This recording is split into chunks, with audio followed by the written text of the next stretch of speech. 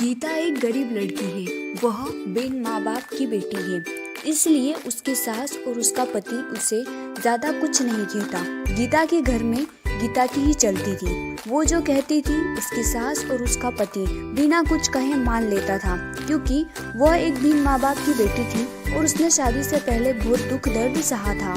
गीता घर का कोई काम नहीं करती थी।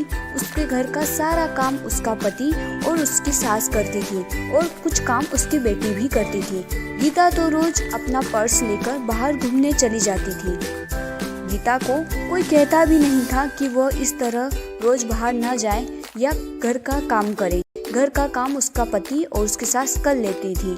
लेकिन एक दिन उसके पति को उसकी सास ने कहा कि बेटा, गीता को ना रोको टोको, तो उसको समझाओ कि इस तरह रोज बाहर जाना सही नहीं होगा।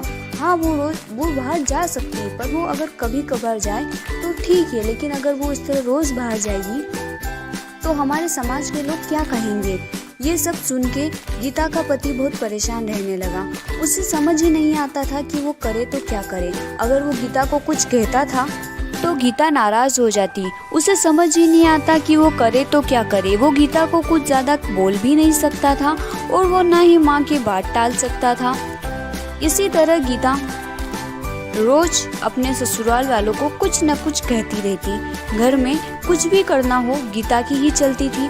वो अपने पति और अपनी सासू को बहुत बातें सुनाती थी। अगर उनसे कोई काम ठीक से नहीं होता तो भी वे उन्हें डांट लगाती थी। फिर भी उसका पति और उसकी सास चुपचाप उसकी सारी बातें सुनते रहते थे, ये सोचकर कि कभी न कभी गीता को एहसास होगा कि वो जो व्यवहार करती है वो सही नहीं है।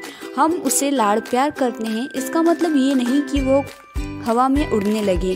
पर यह बात कभी उसके ससुर ने और उसके पति ने उसके मुंह पर नहीं कही। उन्हें सिर्फ इसी बात का विश्वास था कि कभी न कभी उसे इस चीज का एहसास होगा। एक दिन ऐसे ही गीता अपनी सहेली रश्मि से मिलने जाती है। वो दोनों काफी दिनों के बाद मिलती है। रश्मि उसको सारी बातें बताती है कि कैसे उसकी सासू उस पर अत्याचार करती है और उसका पति भी उसकी सास की मदद करता है, उसे कुछ नहीं कहता। उसकी सास उसके पति को उसके खिलाफ भड़काती भी रहती है। वो चाहे कितना भी काम कर ले, कितनी भी अच्छी तरीके से घर की सारी साफ सफाई करे, सारा काम करे, फिर भी उसकी सासू उसमें नोकझोंक निकाली देती थी और उसका पति भी उसकी माँ का साथ देता था। जब ये बात रश्मि ने गीता को बताई तो गीता को एहसास हुआ कि वो तो अपने पति और अपने सासू के साथ इतना बुरा व्यवहार करती है, घर का कोई काम नहीं करती, फिर भी उसकी सासू और उसका पति उसे कुछ नहीं कहता। वो उन्हें बार बार छोटी छोटी चीज़ों के लिए हजारों बातें सुनाती है, फिर भी उसके सासू ने उसे कभी नहीं डांटा। ये सुनकर गीता को अपनी गलती का एहसास होता है और वह घर जाकर अपनी सासू के सामने रोने लगती है। उन्हें सब बात बताती है कि उसे उसकी गलती का एहसास हो गया है कि उसने कितना गलत किया। तब उसकी सास उसे कहती है कि बेटा रो मत, हमें विश्वास था कि तुम्हें एक न एक दिन अपनी गलती का एहसास होगा और तुमने गलती चाहे कैसी भी की हो, लेकिन तुम्हें अपनी गलती का एहसास हो गया, बस यही बड़ी बात है। अब हम सब साथ मिलकर हंसी खुशी रहेंगे।